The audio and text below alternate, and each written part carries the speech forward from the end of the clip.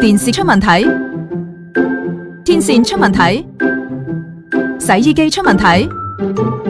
乾衣機出問題，雪櫃出問題。如果呢啲電器你哋冇時間同埋冇預算買過新嘅，可以揾我哋維修，我哋會盡力喺最短嘅時間之內上門同你維修。而我哋嘅全港上門檢查費亦唔貴，有問題嘅話可以隨時揾我哋，記低我哋嘅 WhatsApp 號碼啦，51061986，傳統的服務，嶄新的感受，拜拜。